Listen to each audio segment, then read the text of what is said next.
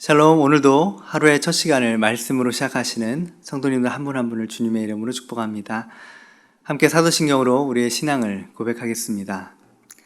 나는 전능하신 아버지 하나님, 전지의 창조주를 믿습니다. 나는 그의 유일하신 아들 우리 주 예수 그리스도를 믿습니다. 그는 성령으로 잉태되어 동정녀 마리아에게서 나시고 본디오 빌라도에게 고난을 받아 십자가에 못 박혀 죽으시고 장사된 지 사흘 만에 죽은 자 가운데서 다시 살아나셨으며 하늘에 오르시어 전능하신 아버지 하나님 우편에 앉아 계시다가 거기로부터 살아있는 자와 죽은 자를 심판하러 오십니다. 나는 성령을 믿으며 거룩한 공교회와 성도의 교제와 죄를 용서받는 것과 몸의 부활과 영생을 믿습니다. 아멘. 다 함께 찬송가 38장으로 하나님을 찬양하겠습니다.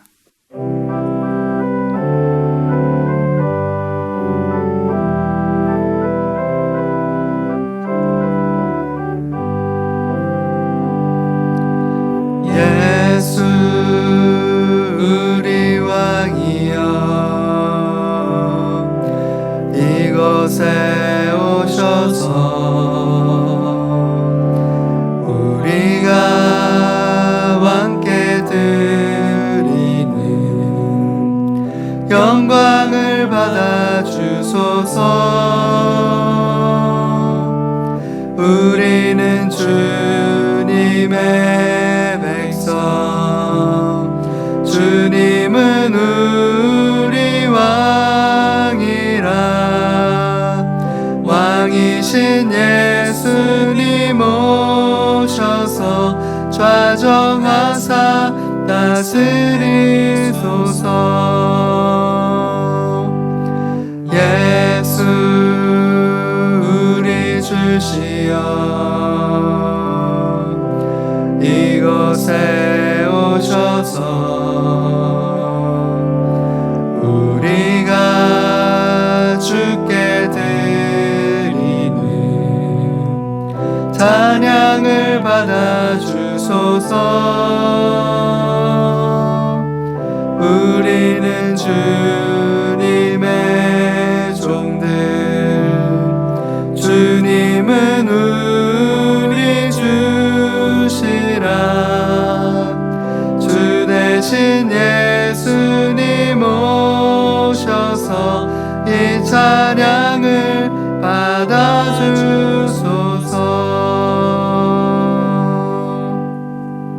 하나님께서 오늘 우리에게 주신 말씀은 마태복음 21장 1절에서 9절 말씀입니다. 마태복음 21장 1절에서 9절 말씀을 제가 봉독해 드리겠습니다. 그들이 예루살렘에 가까이 가서 감람산 벳바게에 이르렀을 때 예수께서 두 제자를 보내시며 이르시되 너희는 맞은편 마을로 가라. 그리하면 곧 매인 나귀와 나귀 새끼가 함께 있는 것을 보리니 풀어 내게로 끌고 오라. 만일 누가 무슨 말을 하거든 주가 쓰시겠다 하라. 그리하면 즉시 보내리라 하시니 이는 선지자를 통하여 하신 말씀을 이루려 하심이라. 일러스되 시온에 따르게 이르기를 내 왕이 내게 임하나니 그는 겸손하여 나귀 곧 멍에 매는 짐승의 새끼를 탓도다 하라 하였느니라.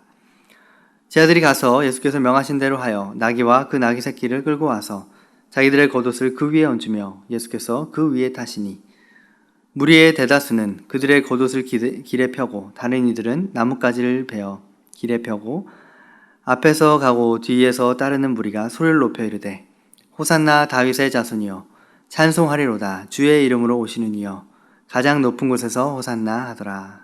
아멘.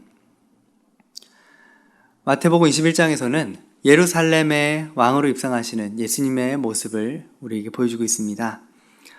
마태복음 21장에서 예수님께서는 어떠한 왕이신지, 어떠한 왕으로서 예루살렘에 입성하시는지를 우리에게 보여주십니다.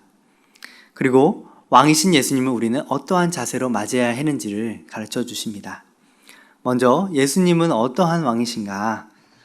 첫 번째로 예수님은 섬기며 다스리시는 왕이십니다. 2절에서 5절 말씀 저희가 방금 읽었던 본문인데요. 거기에 보면 이 예수님이 나귀와 나귀 새끼를 끌고 오라라고 이렇게 말씀하시는 장면이 나오죠. 네, 그러면서 이 스가랴 9장 9절에서 예언한 말씀을 인용해서 말씀하십니다. 5절 말씀인데요. 시온에 따르게 이르기를 내 왕이 내게 임하나니 그는 겸손하여 나귀 곧 멍에 매는 짐승의 새끼를 탓도다 하라 하였느니라. 네, 당시의 문화를 저희가 생각해 보면 왕이나 장군이 전쟁에서 승리를 하여서 그 도시에 입성할 때에는 주로 말을 타고 그 도시로 이렇게 진입해 들어왔습니다. 그런데 예수님께서 예루살렘의 왕으로 입성하시는데 그냥 나귀를 타고 들어오신 것도 아니고 아무도 탄 적이 없는 새끼 나귀를 타고 그 성으로 입성해 들어가십니다. 5절에서 이 나귀에 대해서 묘사하기를 멍에를 매는 짐승이다 이렇게 말하고 있는데요. 당시 나귀의 용도가 밭을 갈거나 무거운 짐을 옮기는 노동의 수단으로 쓰였기 때문입니다. 이것은 예수님께서 세상이 기대하는 군림하고 다스리는 정복하는 그러한 왕이 아니라 나귀와 같이 겸손히 섬기되 자기 목숨을 많은 사람의 대속물로 내어주기까지 섬기는 겸손의 왕으로서 예수님이 오셨다는 사실을 보여주고 있습니다. 이처럼 겸손하신 분, 왕이신 예수님께서 우리를 구원하시기 위해 자신의 전부를 내어놓으시고 생명까지 내어놓으심으로 우리를 섬겨주셨습니다. 두 번째로 예수님은 성전을 만민의 기도하는 집으로 회복하시는 왕이십니다. 12절입니다. 예수께서 성전에 들어가시기 전에 성전 안에서 매매하는 사람들을 모두 내쫓으시며 돈 바꾸는 사람들의 상과 비둘기 파는 사람들의 의자를 둘러엎으시고 그들에게 이르시되 기록된 바 내 집은 기도하는 집이라 일컬음을 얻으리라 하였거늘 너희는 강도의 소굴을 만드는도다 하시는도다. 예수님께서 성전에 들어가셔서 하신 행동은 두 가지 측면에서 굉장히 파격적이었는데요. 성전 안에서 매매하는 사람을 내쫓으셨고 또 돈 바꾸는 사람, 비둘기 파는 사람들의 상을 엎으신 것 굉장히 파격적입니다. 하지만 성전을 가리켜서 예수님이 이것이 내 집이다 라고 선언하신 것은 예수님께서 하나님과 동등되신 분이심을 선언하시는 엄청난 사건이었습니다. 예수님께서는 자신의 성전에 들어가 그것을 깨끗하게 치우고 정결하게 하셔서 하나님을 이용하여 돈을 벌려고 하는 자들을 모두 내쫓으시고 만민이 기도하는 집으로서의 그 본분을 온전히 회복시키고자 하셨습니다. 그러나 주님께서 이제는 우리의 몸이 성령님이 거하시는 거룩한 성전이라 말씀하십니다. 예수님이 우리 안에 들어오시면 우리 안에 있는 하나님을 이용하여 자신의 유익을 추구하려는 모든 탐심과 우상 숭배를 몰아내시고 우리 안에 하나님의 나라와 의를 위하여 기도하는 만민이 기도하고 만민을 위하여 기도하는 기도자의 사명을 회복시켜 주십니다. 세 번째로 예수님은 하늘의 권위로 다스리시는 왕이십니다. 23절에서 25절 말씀입니다. 예수께서 성전에 들어가 가르치실세 대제사장들과 백성들의 장로가 나와 이르되 내가 무슨 권위로 이런 일을 하느냐 또 누가 이 권위를 주었느냐. 예수께서 대답하시되 나도 한 말을 내게 물으리니 너희가 대답하면 나도 무슨 권위로 이 일을 하는지 이르리라. 요한의 세례가 어디서부터 왔느냐 하늘로부터냐 사람으로부터냐. 예수님께서 가르치시고 치유하시고 자유케 하시고 성전을 청결케 하시는 이 모든 권위가 어디서부터 왔는가? 이것은 사람으로부터 받은 것이 아니었고 사람의 인정이 필요한 것이 아니라 하나님께서 자신의 아들이신 예수 그리스도에게 주신 권위였습니다.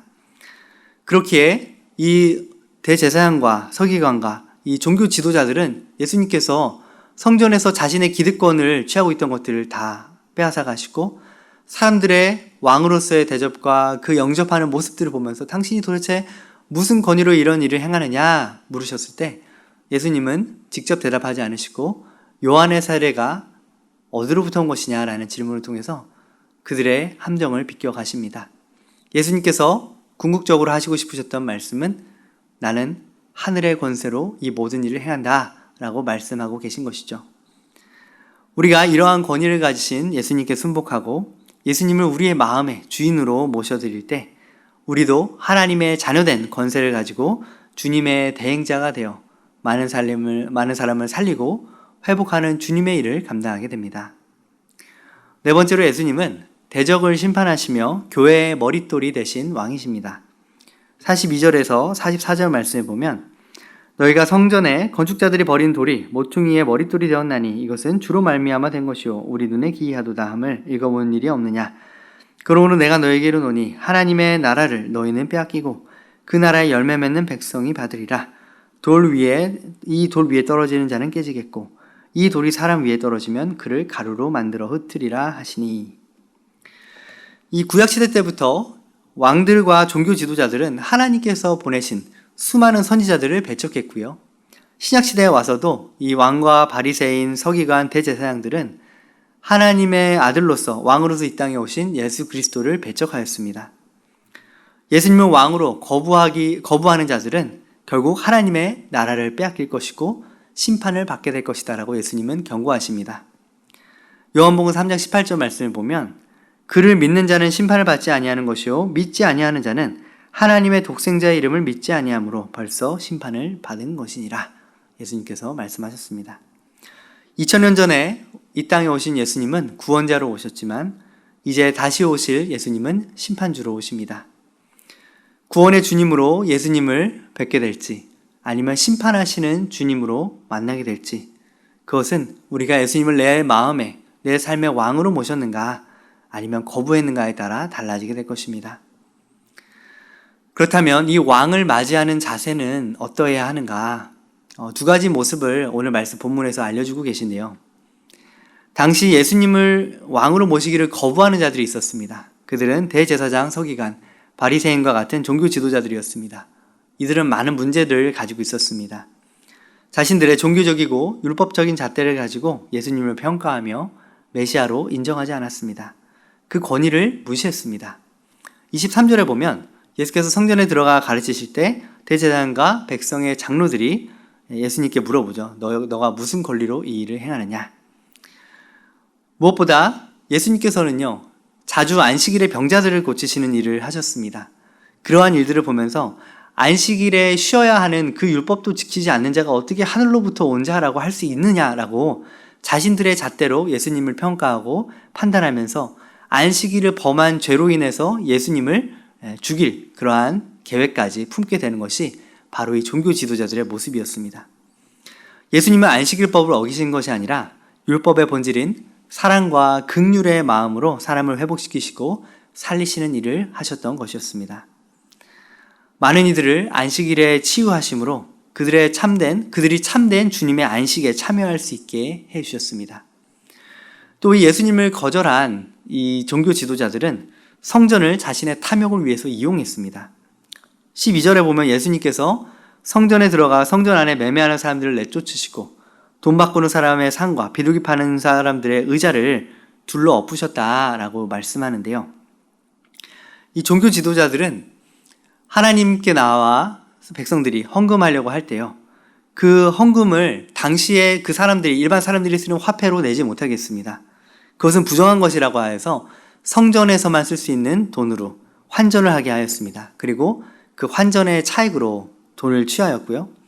또 사람들이 재물을 가지고 오면 이 재물은 발을 절어서 안 돼. 이 재물은 눈곱이 껴서 안 돼. 이 재물은 점이 있어서 안 돼. 이렇게 말하면서 그들이 가져온 재물을 불합격 사유를 걸어서 불합격시키고 너희가 차라리 돈을 가져와서 이 성전에서 인증된 재물들이 여기 있으니까 값을 주고 사라.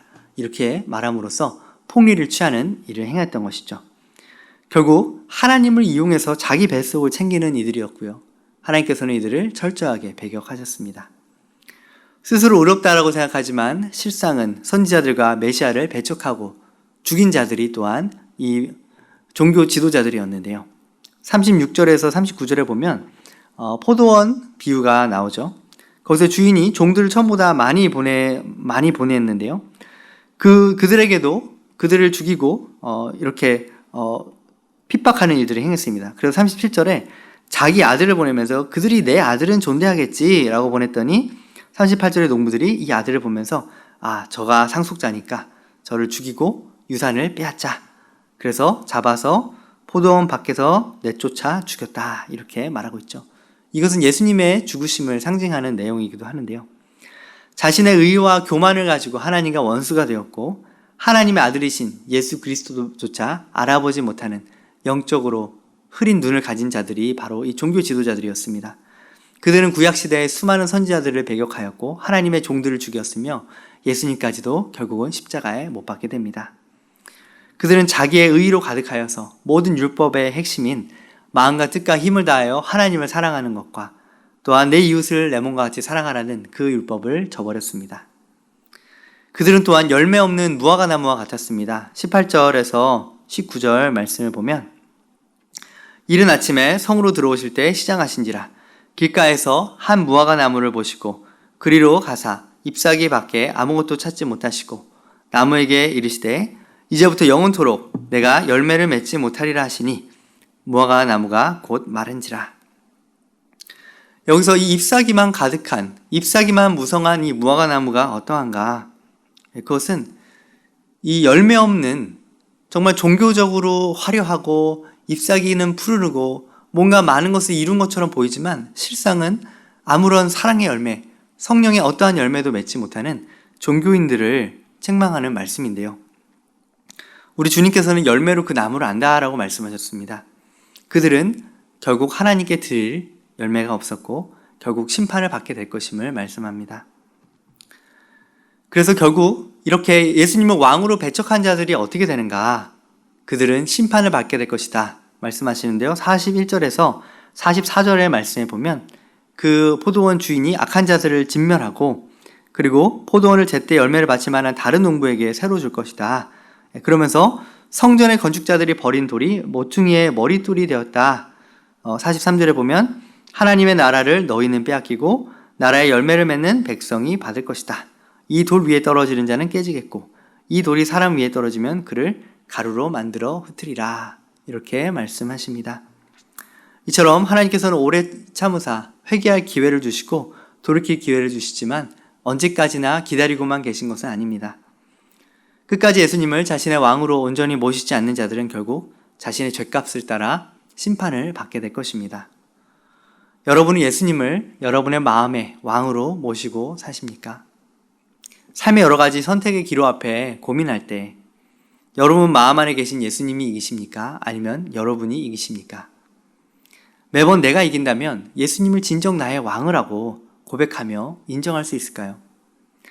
예수님을 왕으로 모신다는 것은 주님의 말씀에 온전히 순종하는 삶을 살겠다는 그러한 결단입니다. 나의 유익을 위해 하나님을 이용하십니까? 아니면 하나님 나라를 위해 나를 내어드리십니까? 탐심은 우상숭배라고 하셨습니다. 나의 기도의 제목과 방향이 어디에 맞춰져 있는가? 나의 형통함과 유익을 위해서 하나님을 이용하는 기도만 하고 있는가? 아니면 하나님 내가 여기 있습니다. 주님 나를 사용해 주십시오. 주님의 뜻이 무엇입니까? 내가 순종하겠습니다. 이러한 자세로 나아가고 있습니까? 계획은 내가 미리 다 짜놓고 하나님은 축복만 해주시기를 원하고 계시진 않습니까? 예수님을 왕으로 모신 자의 태도는 계획 단계로부터 주님께 기도하고 복을 구하는 기도 이전에 하나님의 뜻을 구하는 기도를 드리는 자가 바로 예수님을 왕으로 모신 자의 태도입니다. 나는 정죄하고 판단하는 사람입니까? 나는 삶에서 어떠한 열매를 맺고 있습니까? 이 모든 것이 내 삶의 주인이 나인가 예수님과에 따라서 달라지게 될 것입니다. 예수님께서는 우리의 삶의 왕으로 찾아오셨고 왕으로 영접되기를 원하십니다. 그래서 오늘 말씀 본문에는 예수님을 왕으로 영접한 자들의 모습들도 또한 나타나고 있습니다. 주님께서 쓰시겠다고 하는 그 새끼 나귀를 기꺼이 내어드린 나귀 주인이 그러한 사람이었는데요. 2절 3절에 보면 이르시되 너희는 맞은편 마을로 가라. 그리하면 곧 매인 나귀와 나귀 새끼가 함께 있는 것을 보리니 풀어 내게로 끌고 오라. 만일 누가 무슨 말을 하거든 주가 쓰시겠다 하라. 그리하면 즉시 보내리라 하시니. 이 사람은 예수님께서 예루살렘의 왕으로 입성하실 때 필요한 이 나귀를 기꺼이 내어드렸습니다. 주가 쓰시겠다 하라 할 때 나의 것을 기꺼이 내어드릴 수 있는 사람, 그런 사람을 예수님께서는 오늘도 찾고 계십니다. 주님께서 우리의 시간과 우리의 재정과 우리의 헌신과 우리의 건강과 우리가 가진 모든 것을 주님의 나라를 위해 쓰시겠다라고 그렇게 부르실 때 우리는 즉시 순종함으로 주님께 나를 드릴 수 있는지 주님은 그것을 기다리고 계십니다. 주가 쓰시겠다 하라. 내가 너를 쓰기를 원한다. 내가 너의 재정을 쓰기를 원하고 너의 시간을 쓰기를 원하고 너를 사용하여서 그 연약한 자들에게 찾아가고 그 지극히 작은 한 사람을 돌보기를 원한다. 이렇게 우리를 콜링하실 때 여러분은 어떻게 대답하시겠습니까? 주님의 부르심 앞에서 주가 쓰시겠다 하라 하시는 그 말씀 가운데 주님 내가 여기 있습니다. 나를 사용하여 주시옵소서. 우리를 드리기를 주님께서는 기다리고 계십니다. 또한 호산나 우리를 구원하소서 다윗의 자손 메시아로 오신 예수님을 외치면서 열렬히 환영한 사람들이 있었는데요. 그들은 예수님이 가시는 길에 자신의 겉옷을 벗어서 땅에 깔아드렸습니다. 그러면서 주님이 가실 길을 만들어드렸죠. 겉옷을 길에 폈다라는 것, 그 당시의 겉옷은 사람에게 있어서 굉장히 중요한 자산이었습니다. 자신에게 가장 소중한 재산, 그것을 기꺼이 주님 오시는 길에 깔아서 마련해 드리는 그러한 삶을 살았다는 것이죠. 또한 예수님을 왕으로 환영한 사람들 중에는 어린 아이들도 있었는데요. 이 어린 아이들은 예수님을 찬양하고 그 호산나 그 깃발을 들면서 정말 그 순수한 마음으로 왕으로 오신 예수님을 환영하였습니다. 또 예수님이 성전에 나와서 고쳐주신 맹인들과 다리 저는 자들이 있었는데요. 그들도 고침을 받은 이후에 예수님을 찬양하고 높여 드렸을 것입니다. 이처럼 그들은 누군가의 도움이 없이는 살 수 없는 맹인, 저는 자들, 어린아이, 연약한 이들이었는데요. 이러한 연약한 자들, 사회에서 소외된 자들이 예수님을 왕으로 모시고 환영했습니다. 또한 예수님께서는 포도 얹기의 두 아들의 비유를 통해서 처음에는 아버지의 말씀을 거절했지만 후에는 뉘우치고 순종한 세리와 창기와 같은 사람들이 예수님을 왕으로 모셔드려 그 나라의 백성이 되었다라는 것을 말씀해 주십니다. 오늘 마태복음 21장 말씀을 통해 예수님은 우리에게도 질문하십니다. 내가 너희의 심령 가운데 왕으로 환영받기를 원한다. 너는 나를 왕으로 받아들일 것이냐? 아니면 너가 너 인생의 주인으로서 왕으로서 나를 거부할 것이냐? 질문하십니다.